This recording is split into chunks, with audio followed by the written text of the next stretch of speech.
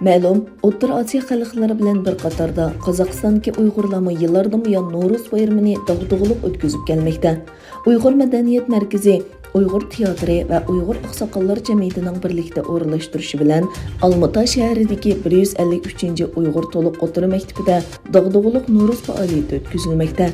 2 kun davomlashgan faoliyatning tunji kunida har qaysi millatlarning an'anaviy san'at numurlari ko'rsatildi. Ikkinchi kunida bo'lsa Uyg'urlarning san'at va madaniyati tunishtirildi.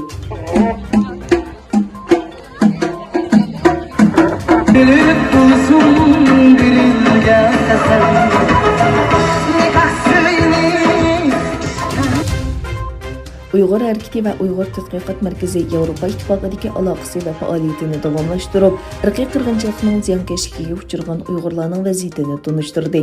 Oldin qapda Uyg'ur harakatining rahbari Roshan Abbas, Uyg'ur tadqiqot markazining mudiri Abdullakim Idris va Men singlimni izlayapman nomli hujjatlik filmning rejissyori va ishlayuvchisi Javod Mir Ispaniyadagi bir universitet tarafidan uyushtirilgan hujjatlik filmning qo'yilishiga qatnashdi. Orqadan Roshan Abbas, Abdullakim Idris va Javod Mir bosh elchilar, diplomatlar va diniy dahiylar bilan birlikda Amerikaning Vatikandagi bosh elchixonasi sohibxonlik qilgan Singlimni izlayapman nomli hujjatlik filmning qo'yilishiga qatnashdi. Pakistan Bosh ministri Imron Xon Sharqiy Turkistonda millionlagan Uyg'ur va boshqa musulmonlarga irqiy qirg'inchilik yurgizayotgan Xitoyning payg'ambarning ta'limotiga amal qilganligini aytdi. Islomning payg'ambari Muhammad alayhisolamning insoniyatga rahim shafqat sifatida avatilganligini tilga olgan Imron Xon Xitoyning bu liniyada ketayotganligini aytdi. Yana bir tarafdan Pokiston Tashqi ishlar ministri Shoh Muhammad Qurayshi Xitoy Tashqi ishlar ministri Wang Yi bilan ko'rishgandan keyin Beijingning Islomobodning ishonchli ittifoqdoshi ekanligini va bundan keyin shundoq bo'ladiganligini aytdi. Dünya Uyg'ur qurultiyi uyushtirgan 2022 yillik Uyg'ur yoshlarini tarbiyalash kursi 27 mart kuni Turkiyaning Bursa shahrida oxirlashdi.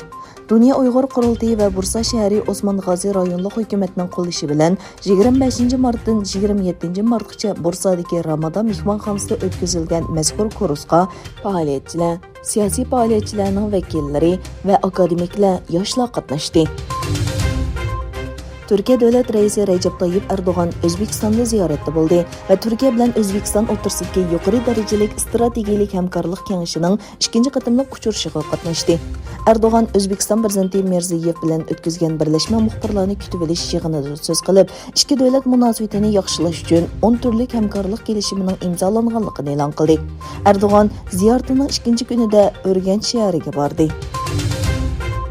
Amerika Tashqi ishlar ministri Antony Blinken Marokashning Rabat shahrida Abu Zabi valiahdi shahzoda Muhammad bin Zayd Al Nahyan bilan ko'rishib, rayonning bexatarlik masalasini muzokara qildi.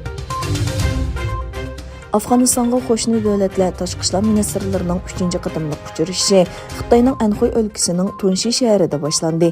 Ukrainaga tajovuz qilgandan buyon tunji qatim Xitoyni ziyorat qilgan Rossiya tashqi ishlar ministri Lavrov Xitoy tashqi ishlar ministri Wang Yi bilan ko'rishganda G'arbning jazosiga qarshi hamkorlikni ta'kidladi.